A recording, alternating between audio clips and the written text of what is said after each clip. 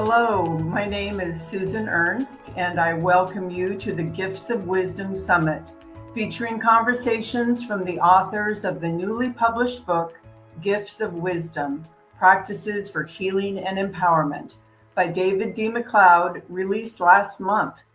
Be sure and find your copy on Amazon. You'll see a link at the bottom of this video. This incredible collection showcases 22 authors who each share their inspiring stories and powerful practices to empower and uplift. Our topic today is, are you ready for Ascension? Listeners will gain an understanding that awakening is the process of realizing that we are eternal divine beings, navigating human limitations through many incarnations. Incarnations require that we temporarily forget our authentic and powerful nature to learn from the challenges of human life through the ego's perceptions, including karma and fear, which cause contraction and lead to suffering across many lifetimes.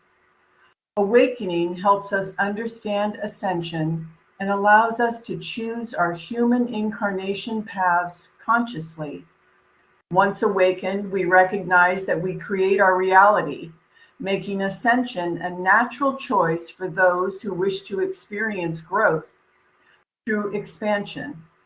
By ascending, we raise our vibrational frequency and embrace growth through love, making our individualized human experiences more joyful, carefree, and unlimited. Wow.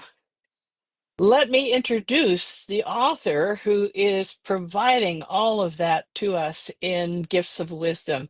My name is Ilene Dillon, and I'm author of chapter number 12, and I'm absolutely delighted to be here today to introduce you, Laina Orlando, who is author of the chapter right after me, chapter 13, entitled The Power of Oneness, Living from Love and Transforming Relationships. So Laina's a modern day mystic. She takes a fresh and fun approach by simplifying spirituality by today's seekers of truth. And Laina, I think that's a really powerful thing. I love simplicity, and I often feel that people who are trying to help others make things too complicated. So there you are, fresh and fun approach, simplifying spirituality for today's seekers of truth. And as an awareness coach and author and creator of the Power of Awareness program, Laina is committed to helping us remember that our God-given purpose is to experience eternal life, freedom, and happiness. Laina's own spiritual awakening propelled her to share what is possible when one truly commits to navigating the path of self-awareness. Laina Orlando is also known as a master teacher of A Course in Miracles. Welcome to our conversations, Laina. It's a pleasure to be able to talk with you. Thank you so much for this opportunity, and I am just honored to be in this conversation with both of you. Laina, I am also very honored. This is exciting. This is a subject matter that I don't know enough about. So I'm just so excited to hear what you have to say. And I know you'll be explaining a lot of this for some of us novices. My question for you, my first question is, as you worked your way through the process of writing your chapter for Gifts of Wisdom, what was the biggest surprise or perhaps a gift that you received as a result? Well, the surprise and the gift, I would say, were one and the same. I was very surprised when I sat in meditation to determine what I was going to write about, because this is the third book that I've contributed a chapter in. And the other two, I write about some of my teachings and experiences that I've had and combine them with teachings that come from my work. But this one, I was very surprised that what came through for me to share was something I never thought I would share with anybody. And that was my encounter with the divine. I thought that happened for me. And I had my experience, and I've shared it in my workshops or with my clients. I share about it, but I never went into the detail that I went into as I did in the book, because it was just so life transforming. And I'm still, almost 20 years after that experience, I'm still unpacking what was shown to me. And it was just a conversation that I had with God, that I still have conversations. But that first one, it shocked me that that's what wanted to come through me. But at the same time, it was a great gift, because it has given me the opportunity to talk more about my experience with the divine, because what I was told is that if I could do it, anybody can. That it needed to be something that people got comfortable with, the idea of having conversations with God. Neil Donald Walsh wrote the first book that I've ever heard of, Conversations with God. And it was so impactful for me. And I was told everybody needs to know that they can have conversations with God. So we're going to put yours out there and let it be an example. Thank you. I would say that your gift, the gift you received, was the gift that we received. I'm so thankful that you chose to share your story. I wonder how many of us have read the chapter and thought, oh man, I want that to happen to me too. I Yeah. was going to comment on that, Sue. I have had some opportunities for breath work or work like you describe in your chapter, Lina. And about, I don't know, a third of the way through it, I went, how come she's able to do this so easily, Me so too. immediately, and so fully? I lie there going, okay, now what am I thinking about again? Where am I supposed to, you know?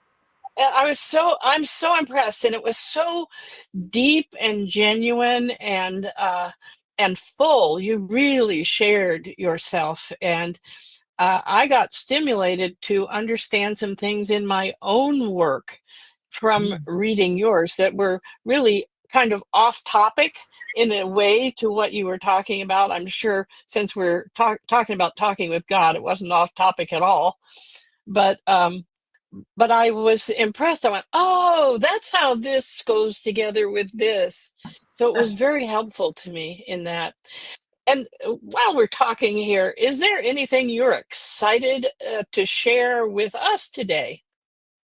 Well, I'm even more excited now after what you shared, Eileen, because that was what I experienced after I wrote the chapter. I felt this sense that this was going to be a gift that others could really receive. And you've just given me a gift of validating that you were able to maybe connect some dots in your own journey. So that's really what I'm most excited about, is to make it as back to the simplicity part, as simple and as easy to understand, that this experience with God really is a natural thing. We have made it not natural. We have made it normal to not be connected to God. And maybe we can talk a little bit about why that is, but that's the greatest gift that you could possibly give me. So my excitement is through the roof. Great. I love the way you said earlier, Lina, just a conversation with God. Are you kidding? To me, it's not just, it's a big deal. But anyway, can you help me to understand what is ascension? And what is it? How does it compare to awakening? What is the difference between the two?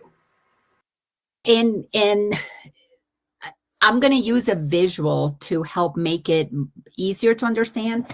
So I've gotten tons of visuals of charts that I use when I teach.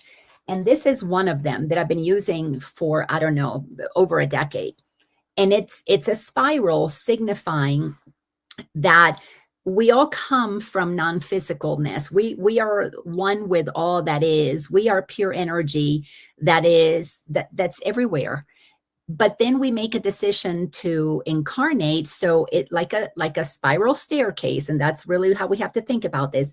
We descend little by little by little until we enter into the third dimension, which is where we operate right now on this planet of physicality, bodies and plants and animals and birth and death and things like that. And the process of descending allows us to then have an ego, which lets us think that I'm just a human and this is my body and God is out there somewhere and I'm physical, I'm not energy. So the process of awakening is when we operate in these lower realms, that this condensed, contracted sense of self. I'm so small. Me, I'm one of 8 billion people. I'm on one little planet out of a gazillion planets or universes. We feel so small and so insignificant. Awakening is the stirring within of that memory of that which is natural, which is there's got to be more to this. But awakening moves us in the direction of wanting to know where we come from. That's what we ask. Who am I? Why am I here? What's my purpose? So that's what awakening is that while we're in this third dimension, we're wanting more information about who are we really. Now, ascension, the distinction between awakening and ascension, as has been shown to me and how I have experienced it, is ascension means that you recognize that there are higher levels of consciousness. And what that means, and I want to make it really clear, higher doesn't mean better. Higher just means more expanded. It's not up, it's all around, because this is a spiral. So as we weave ourselves out of our small identity, we're expanding. So ascension is really an expansion into remembering more of who we are. But ascension is only possible with a conscious decision to embody more of what I really am, meaning bringing more of that divine nature into my human reality, where awakening is realizing, okay, I'm not just a human. I'm not just a human, but I'm dealing with fears and guilt and shame. I'm dealing with all of those low frequency emotions that have to be addressed and have to be healed. So awakening is a very active process of facing my humanity and beginning to embrace my divinity and bringing that divine love into the process of healing and self-love. Then ascension is really, okay, if I am love, then how much more love can I bring? How much more can I live from that place? So it's really what Jesus talked about. Being in the world and understanding that you're divine is awakening, but being in the world and knowing you're not of it is ascension to me. Sorry, that might be a long explanation, but thank you. That's wonderful. I keep thinking of awareness. I keep wanting to connect awareness with awakening, and then maybe awareness with ascension as well. Maybe we can ask you about that. Can you address that, Laina, as you tell us what your own awakening and ascension was and how you knew that was happening? Yes, that's a great question, because for me, it began with self-awareness. As I had that encounter with the divine the same year, I was given, actually before my encounter, I was given a few months earlier a workshop to teach called The Power of Awareness. And I was a realtor. I had never taught anything. I didn't really even know the word awareness. It wasn't something I used regularly. And I was guided into understanding that I was not self-aware. I was constantly reacting to things, emotional, my emotions up and down, depending on what the kids did or the husband did or my clients did. I was a realtor, and I would get my highs when I would get what I wanted, and I would go low when I didn't get what I wanted. So the process of self-awareness was to begin to become aware of what's happening inside of me. What's going on here? So that is so necessary because I had to understand my emotions. I had to understand the link between emotions and beliefs, because my thoughts and my beliefs create how I feel. Once those two things got connected, then I wanted to know, okay, well, what created me? That's when awakening began, because then I was moving out of doing my own inner work to understanding my place in the cosmos, my place in this planet, my place in my family. Why did I pick this family? Why are things the way that they are? Then awakening began to expand my awareness of my divine nature. That's when I began to learn that I chose to descend, incarnate into be one finite person. So the awareness was, how am I showing up as a human? Then the awakening was, let me bring in my divine. And the ascension is like, all right, I know why I'm here. I'm here on a mission. So now let me keep expanding my ability to be the essence of that mission as full on as I possibly can. So tell me, does that make sense? Absolutely. Absolutely. And I'd love like you say, the simplicity, the practicality of it. I get it. I get it. So I'm almost getting it. Tell me, when do we know we're awake? So we know we're awake when we're no longer seeking for anything from this world. When you know that this world has nothing to give you, and to get to that place when you recognize that you are awake, most people, and this has taken us lifetimes, but for most people, we're going to pretty much have to lose just about everything that we have gathered, because there is a process of recognizing attachments. The human becomes attached to things, to people, to places, to things, to status, to, what people think of us. And as that world of physicality begins to be shattered, I mean, for me, Ilene, you were asking me about my own personal journey. For me, it started with the death of my mom, which happened. I mean, I was only 42 years old when she died. So it was rather early on in my journey. I wasn't expecting something like that so young. I thought she'd be Yeah. around and be mother to my children for a long time. But when she passed away, what began to get activated for me, which sent me into becoming self-aware, was my fear of going to hell, because I had grown up Catholic, and basically the fear of hell was just part of everyday life. That was normal, which is why I totally forgot my divine self, because I was constantly hearing about my sinful human self. So losing my mom, then as I began to become more aware of who I am and discover that my idea of God was not accurate. It's man-made. Anything that humans teach is human-made, if it has any kind of fear in it, because that which is of the creator is always loving, because it's one with everything. It has nothing to, there's no need to bring fear. It's not possible to have fear in oneness. So as I became more aware that my fears were learned, and how those fears motivated me to become somebody and to get married so that I'd have a better marriage than my parents had, and so I could have a better life and be more successful than my parents were, because I was constantly told how to do better than they did.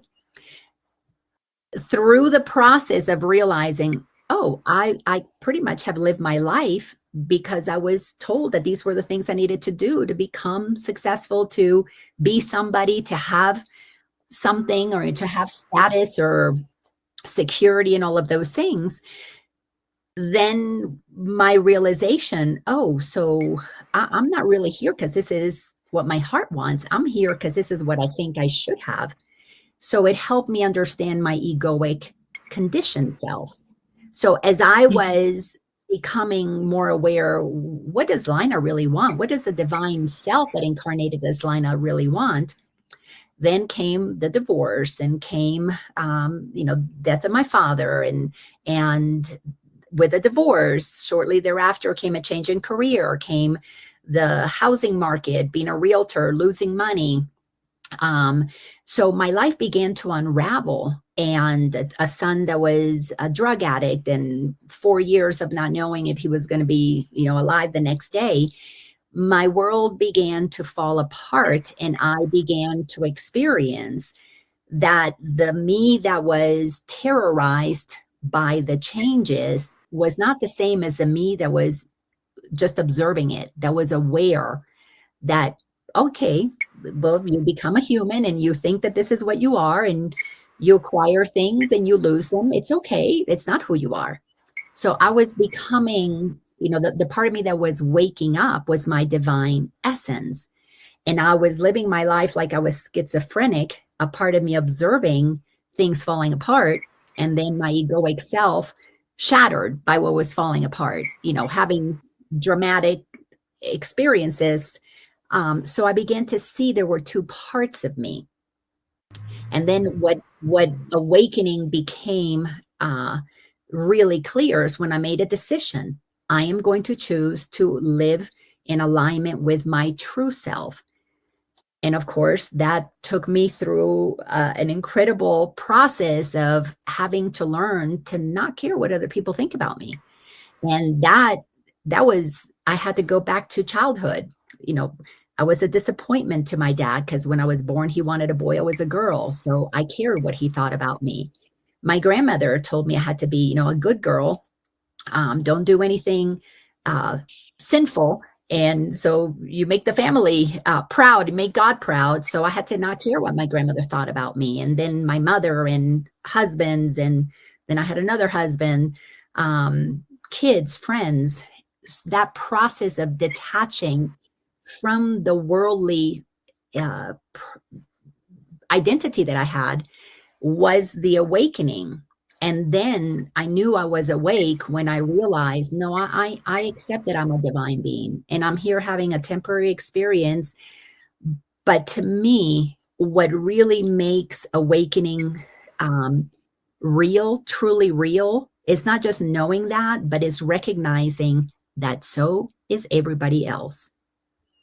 Everybody else is also a divine being. So none of us is better or lesser than the other. All of us are choosing to have the experience that we're having, whether we're aware of it or not, doesn't matter. All have to be treated with a reverence that we're all holy brothers and sisters.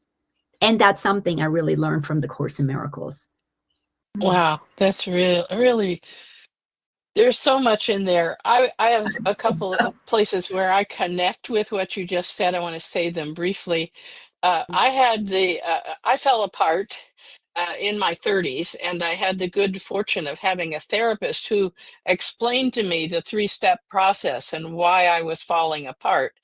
And I have come to understand that before we can change, especially to the extent that you're talking about here, we have to fall apart, because those rigid structures we've accepted, those what she called survival contracts, where you agree to give up a part of yourself so those adults in your life when you're a child will continue to love you.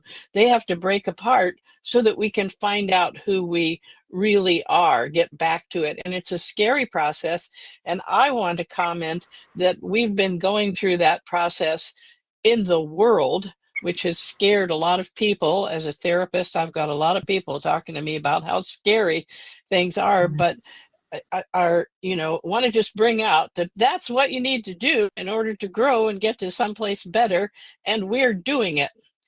And then I want to come in on something else you said, which is that after your mother died, you let things go. And that resonates with me. My husband died in 2016, and I thought, I knew about grief, and I thought, oh, I'm going to stay in this house for at least a year and contemplate my navel and go through my grief. And my son came along and he said, so, Mom, how old are you? And how long do you think you're going to live? And how much money do you have? And how do you want to spend that money? Do you want to keep paying taxes on your house, or would you like to do something else? And I heard him, And I sold my house. I emptied it out. I sold it. I bought an RV, and I've been in the RV. I'm in it right now. Been in the RV ever since. And I realized that as I've been in my RV, that's the whole process of turning things loose so I can move in the ascension process rather than stay in the human experience. And I want to thank you for explaining that so carefully. Sue, we're really running out of time here. Well, do, well, do let me you have just, another question? this is too interesting. I just read Eileen's chapter and read about your, hopping on an RV and that's how you live in life right now. And it just falls right into play with what Laina was just talking about, just becoming a free spirit and doing exactly what you and your heart wants to do. I have Right. a quick question, Laina.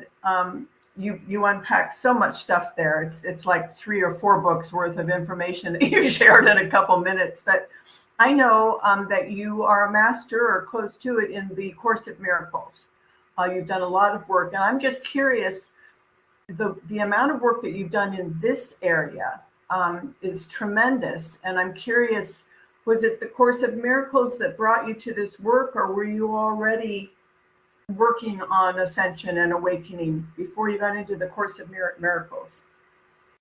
And that's a great question. And before I answer that, I just want to mention with Eileen, you're living in this RV.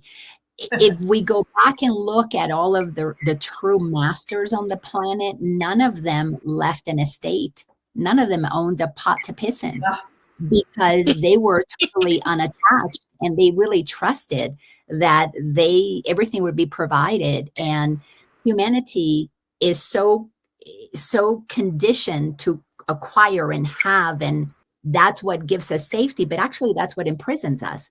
So you're absolutely correct, is that it's the shattering of those attachments and the shifting of our thought system, which is very uncomfortable to change your thoughts, to think one way and then all of a sudden realize, okay, no, it's not accurate. Very difficult, and it requires a lot of maturity to even be willing to question things. But that is what allows us to move through the process of liberation that pretty much all of humanity is having to go through. If and I'm going to say this, and this will be a whole different conversation, but humanity is in the process of whether you're conscious of it, choosing ascension, expansion. And if you're not conscious of that, all of your choices are for contraction. Anybody who's not willing to look at things and question them is operating in fear and looking for the outside to save them. They're solidifying their commitment to the third dimensional reality. But we're all creators, so we get to pick what we want to experience. And then Sue, to your question, my journey started in 2002 when my mom passed away. And that's when I first began to read my first, I'm going to call them self-help books. And I didn't start with A Course in Miracles until 2012. And the reason was I was given my experience with God and the workshop that I was given to teach. That happened in 2007, literally 5 years after my mom passed. And 5 years before, I was guided to look at A Course in Miracles. And the reason I was told not to look at A Course in Miracles is because the power of awareness, that the workshop that I teach, and it's a 4-day retreat, there's so much in it, simplifies our belief systems into love and fear. Everything that is love-based, everything that is fear-based, what the ego is, and what is our soul, our essence. So people would come to the workshop and ask me if it was based on A Course in Miracles. And I didn't know what A Course in Miracles was. I thought it was something Marianne Williamson wrote, and later on discovered it wasn't. Yeah. But in 2012, that's when I was guided to read A Course in Miracles. And basically in a conversation with God, I was told, you're now ready to read that book, because I had established the foundation directly with God about what is the distinction between God and ego. And A Course in Miracles, many students of it intellectualize it. It becomes mental. And I was told that I needed to experience the difference, the distinction of choosing God over ego, so that I could then understand what the Course was at its deepest level, which is really realize that when you know that you are God, then there is no ego. The ego is not an issue. And that's what Ascension is all about, is you recognize, oh, okay, I'm God.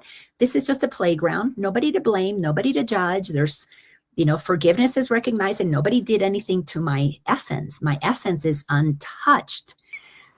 So the Course in Miracles from 2012 to now is the only book that I really focus on. I do a few other books, but that one primarily because I've not found anything that explains what the ego is, and the only way to not understand that is because your ego doesn't want you to. and it's but the Course in Miracles, yes, came after my process, but it will be what I will continue to study until my last breath in this dimension, because there's so much there. It's layered and layered and layered. Thank you. Thank you so much. I have a feeling the three of us could talk all afternoon on this incredibly important topic, but I will have to say at this point, a big thanks to our audience for taking the time today to listen in. I hope that you enjoyed this, and I hope you're reaching for that Amazon site right now to buy a copy of the book. I know you'll enjoy it. And yes, there it is. And Laina, I know you have a special gift that you'll be talking about or providing, an exclusive video presentation with a visual explanation detailing Ascension. So that's very exciting. Thank you. Mm-hmm. Yes, I'm excited to offer that because I was given another drawing that puts more of the pieces of Ascension, it kind of in place. And so I'm going to do a video where I explain not only using this chart, but this other chart that is just a lot more detailed about our place in the cosmos. So yes, I will have a link for that on my website. Fantastic. Right. And we have a link for your gift below this video also, Laina. So those of you who are watching this can get it. I'm particularly interested in watching your Ascension video because not only have my clients been coming to me going, okay, so this is what I want to do. How do I do it? But I myself have had, questions about this part or that part, and I'm sure what you're offering can help me. I'm so impressed with even your fairly short journey in this area and how much you know. And speaking of that, do you want to leave our listeners, our watchers, with a gem of wisdom that you have, since we're all these wise authors? What's your gem of wisdom? I would say that one of the things that was really profound for me as I was studying what free will was all about, I began to realize that free will is every single one of us has the ability to choose, and we're choosing everything that we experience. Now, that's very difficult to understand if somebody's feeling victimized, but once we do the work around feeling victimized and we gain our power back, what I realized that free will is kind of a cool play on words. We have free will, but until we have to have the willingness to free ourselves. We will not be free. So there is I hope that, gift of, or yes, all the chapters in Gift of Wisdom encourage people to want to use their will to discover how to free themselves from all the suffering and all the pain and all the sadness and all the guilt and shame and the jealousies and the judgments. Because when we have the willingness to look at how we bound ourselves into our egoic self, then we will be free. So it takes free will to bring us back into our freedom. And that's our superpower, is to will ourselves into freedom. Thank you. Thank you, That Laina. is a very powerful thought to end this on. I'm sure you agree, Sue. I do. So thank you, Laina, for being with us and sharing so much. You're just a fountain of wisdom, which you've demonstrated here today. And I want to thank you and all of you who are watching, and thank you for your gift to all of us. Thank you. This was an honor.